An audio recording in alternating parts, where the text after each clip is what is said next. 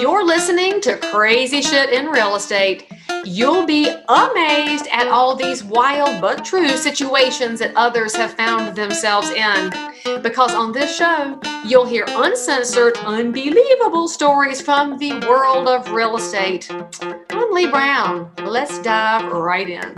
Hello, friends. It's Leigh Brown here, and welcome back to Crazy Shit in Real Estate.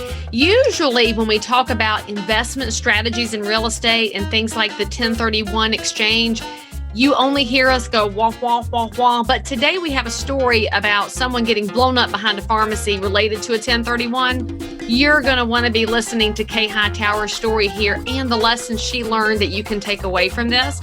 So dial in, enjoy this, and we'll see you on the other side. This show is brought to you by an amazing sponsor, and if you'll honor me with just a few seconds, I'd love to share some quick information with you before you hear the rest of the story. Hey, y'all, just going to take a quick break from this conversation to let you know about the sponsor of today's episode. That sponsor is, well, frankly, it's me. It's Leigh Brown University. Look, it's no secret that real estate is crazy competitive, getting more so every day. And when the pie doesn't get any bigger, but the people wanting a piece of it do, you've got to figure out a competitive advantage. And that's why I created Leigh Brown University. It's everything you need from soup to nuts, cradle to grave, point A to point B, whatever point B is. Each of you has different goals. So maybe you're a new to the career realtor, or you're a super experienced pro who can't figure out that next level. There's something in my course that's going to help you break through. It's designed for you before I even met you. So enroll in Leigh Brown University today. You go to www.leighbrownu.com and I'll see you there. Now, back to this amazing content. Hello, Kay. Good morning. How are you? I'm fantastic. I hope you are. I am doing great.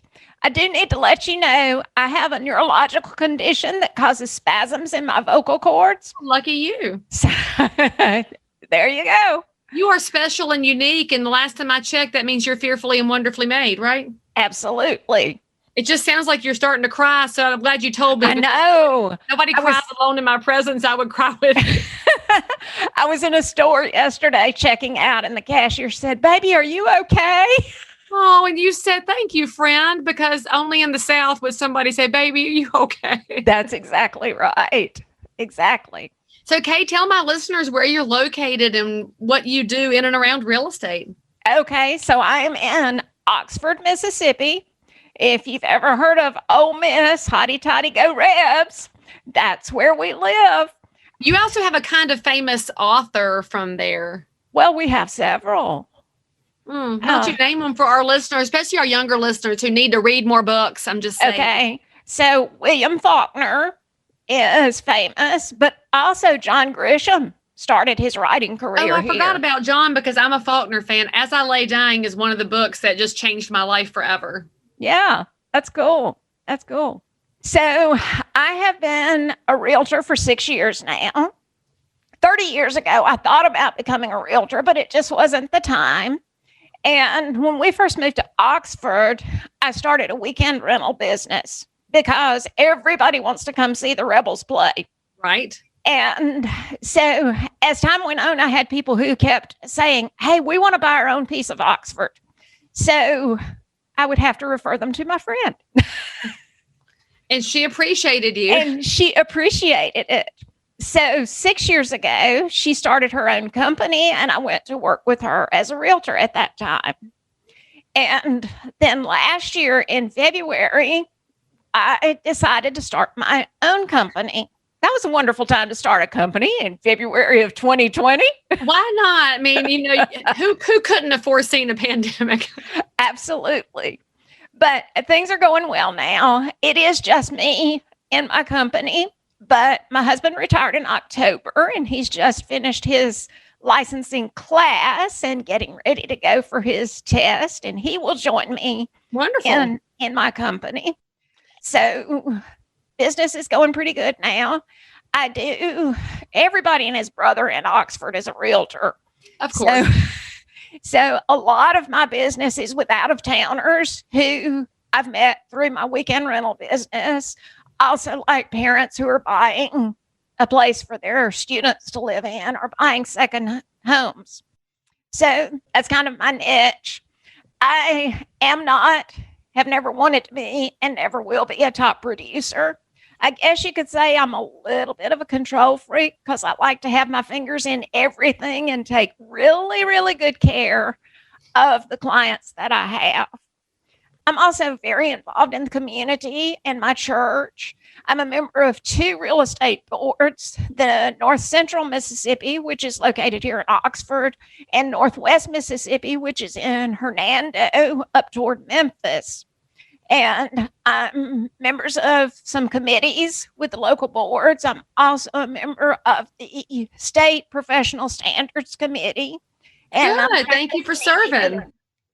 So I'll tell you though, I mean, realtors of all shapes, sizes, business models, and styles are control freaks. I'm pretty sure it's just a characteristic of realtors who survive that we really, really, really want to make sure everything's done correctly. Absolutely. But I love that your real estate was a dream deferred. And so what did you do in the years between thinking about it 30 years ago and 6 years ago jumping in?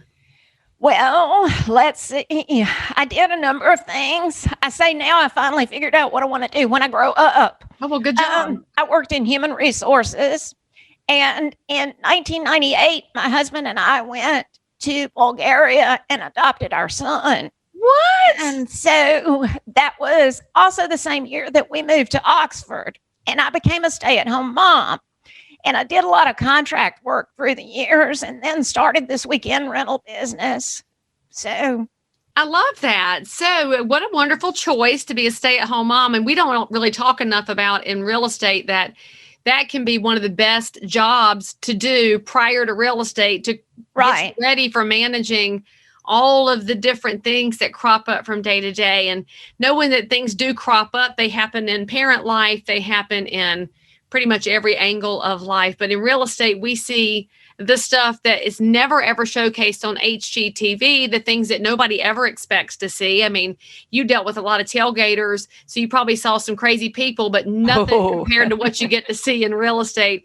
And Kay, I'd love to know what you would tell me if we were sitting down to have a cocktail on a Saturday afternoon after the ball game to relax a little bit. And you're like, you're never going to believe what happened in real estate. What's the story that you tell that was just jaw dropping for you?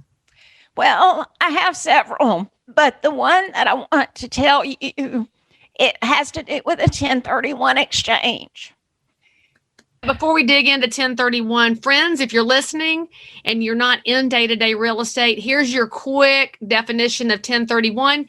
It is an IRS rule that allows you as an investor to have a property that has built up capital gains. And instead of paying taxes and taking the gains, you take the property and all of its gains, you sell it and roll that money into another property. We won't say roll tide because that's the wrong part of the SEC. That's exactly right. So we roll the proceeds over. You will pay capital gains in the future. It's not an exemption from taxes or an avoidance of taxes. It is a deferment of taxes, but it allows investors to realize gains and continue investing in like-kind properties. So that's your quick definition of 1031. FYI, it's a very important piece of IRS rules that the realtors need to protect because it protects mom and pop investors throughout the country. So Kay, I'll let you tell your story about a 1031 now that they know what we're talking about. Okay, so this was my very first experience with a 1031 exchange, and it was personal.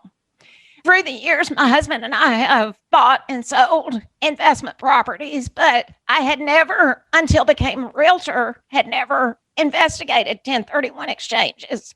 Now, we've never made a whole lot of money, so the capital gains had not been a huge factor.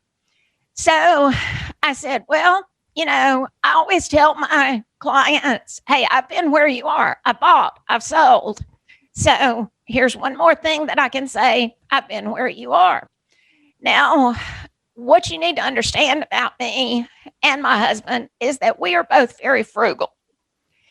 And so I started checking into it and got names of some local people and started looking at their fees. And I was like, I don't have that much money to roll over. And this is a pretty good chunk of the money that I'm rolling over. So when you don't know what else to do, you Google, right? My husband calls me Miss Google.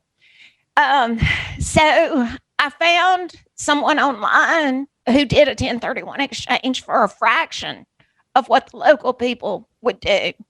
And the other thing, one of the things that I learned about 1031 exchanges, the IRS likes to put their fingers in things and tell you exactly how things should be done.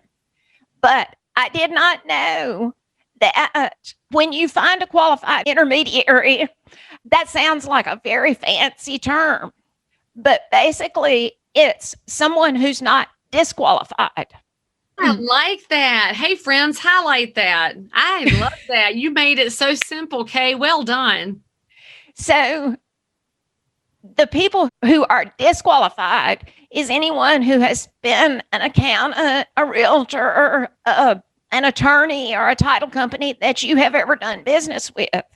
So the ones who were local were disqualified for me because I had done business with all the ones who were local. Now, what I didn't realize at the time is that it's somewhat unregulated for somebody to put themselves out as a qualified intermediary. And you have to be very careful who you choose. You know, they always say choose someone you know, like, and trust. But the ones I knew, liked, and trust were disqualified for me. Right. So I went ahead and I found this person. And as you always say, the names are changed to protect the guilty. Let's call him John. I found John. We had a property that we were selling. Even before we closed on that property, we had identified the property that we were going to purchase. So it's going to be a quick turnover. I engaged him. I never actually talked to him on the phone. There were a couple of emails back and forth, and he had some assistants who sent me all the documentations and everything. And as it came time for our closing, I had been on the phone with them for 2 or 3 days in advance saying, okay, we're closing this time, this place. We got to make sure everything's fine. Well, I go to closing and the title company says, we don't have the money yet. They're on the phone with them. I'm on the phone with them. Long story short, it was the next day before the money appeared. But I breathed a sigh of relief. It was all over. About a month later, I got a letter from an attorney saying that there had been a lawsuit, several lawsuits filed against John, and that it was class action and that we were going to be some of the plaintiffs in the class action if we chose to. He was basically being sued for mishandling of the 1031 exchange funds. Oh. And what really brought it to light was about a month after our closing, at 3:00 in the morning, he was found behind a pharmacy that was closed. He was wandering around next to the smoldering remains of his car. His car had exploded. He had burns over 65% of his body. He was taken to the hospital and put into a medically induced coma. And when people started trying to get their closings, the money was not there. So there was well over $6 million of money that should have been there. And there was only about $800,000 there. And nobody in his organization seemed to know where the money was. So who tried to blow him up? That's a good question. I mean, that was my first thought was, this dude double-crossed somebody and they want to blow him up. You're in a John Grisham town. Sounds like you were living a John Grisham novel. Well, it didn't happen here in Oxford. It actually happened in another state. But it could have happened in a Grisham novel, though, for real. It could have. So he was in this coma for 3 months. And during the time he was in a coma, his wife filed for divorce.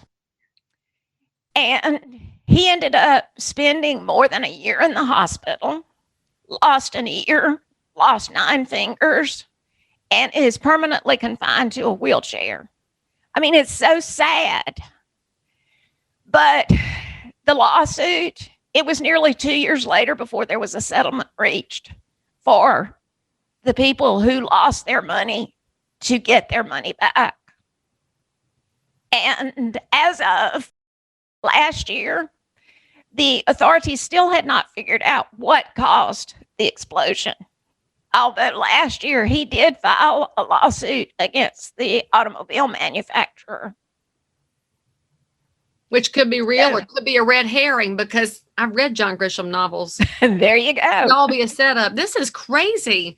Well, that's what this show's all about, right? I know, but it's like you're like talking like a news story crazy, not just one person, like an actual conspiracy probably. And I'm way too conspiracy theorist, but my gracious. But you were lucky though, because your money showed up.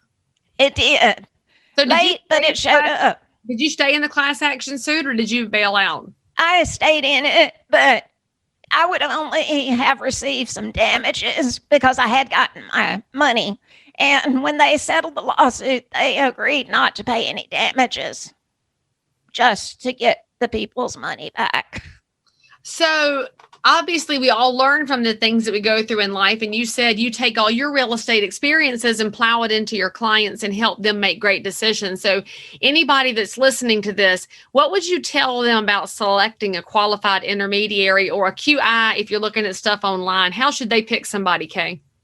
Really, they should go with someone they know, like, and trust, or someone who's recommended by somebody they know, like, and trust. Same way you pick a realtor. Right. Exactly. Okay. So what's the resolution on the whole story? When will everything be settled? Do you know? I don't know. They're still trying to shuffle some things around. He apparently had purchased a lot of real estate himself with some of this money. So I don't know. Hopefully he'll find Jesus because I think he's going to need Jesus in the next phase of his life. Absolutely.